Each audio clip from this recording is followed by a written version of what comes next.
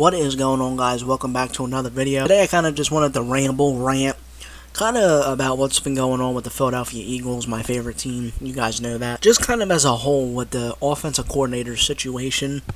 You know, I've been seeing on the news the last couple days that a lot of people want to start pressing the panic button, pressing the nuclear, this team's going to blow up. And I kind of wanted to just come on here and tell people that panic button shouldn't be pressed yet. I just want to remind people that Howie Roseman and Jeffrey Lurie are a very good duo. Lurie's been in charge of the team for almost 30, 40 years now. Lurie has the reputation of hiring good coaches. You got to think all the way back to Andy Reid, Chip Kelly. We got into the playoffs. Now, obviously, Chip Kelly was handed over to rights, and he kind of overstepped his boundaries. And then we get Doug Peterson, very good signing. Nick Sirianni. These guys know how to hire coaches and coordinators. And Kevin Patullo was a Nick Sirianni kind of guy. He was not a Jeffrey Lurie, Howie Roseman guy. They just let Nick have the keys because Nick showed he could win a Super Bowl. He could bring a team 5 years straight into the playoffs. So Lurie and Howie Roseman trusted him, and it didn't work out. And we ended up having a very off year. A lot of people are mad. A lot of people are pissed off.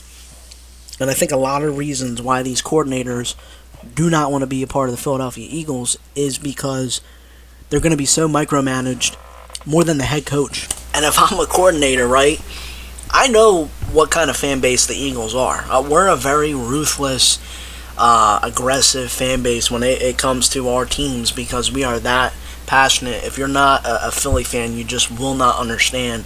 But we come across as very aggressive, but we just want to be successful. And I think a lot of guys are intimidated by that. They don't want to have to deal with that.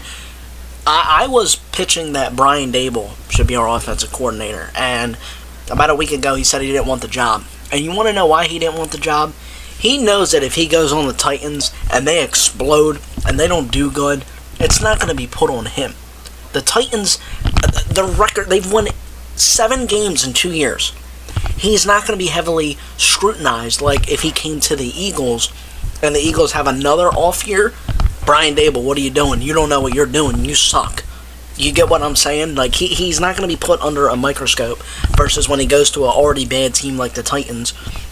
They don't have a lot of weapons. They're not really ready to go. Versus an Eagles team that we are built to be in the playoffs. We are built to go on another Super Bowl run.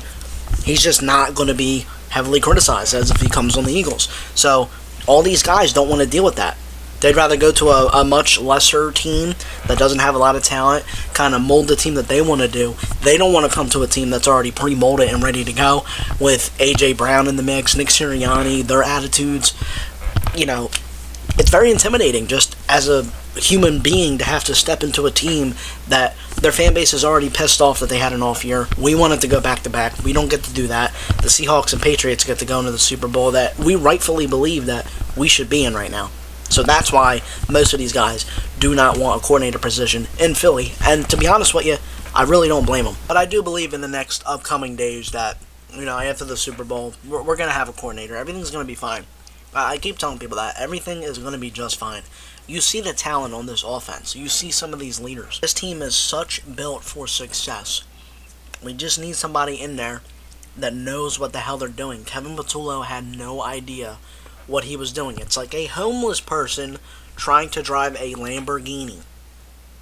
He didn't know how to run the offense correctly, and he was under Kellen Moore for an entire year, and clearly he did not learn anything.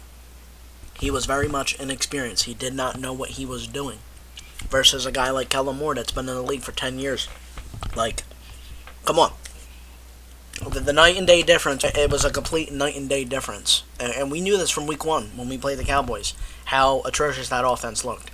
Granted, the Cowboys' defense ended up being pretty good this year, but we knew the outcome from week 1, that this dude doesn't know what he's doing, and we had to deal with it for 18 weeks going into the playoffs. And we lost. Rightfully so. So, I just want to tell people to relax, calm down. Jeffrey Lurie and Howie Roseman know what they're doing. And regardless of the fact of who gets hired, you're going to have some people that hate it, some people that love it. We're just going to have to wait until the draft.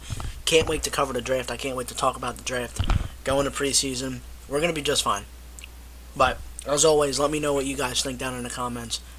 Appreciate you guys watching the video.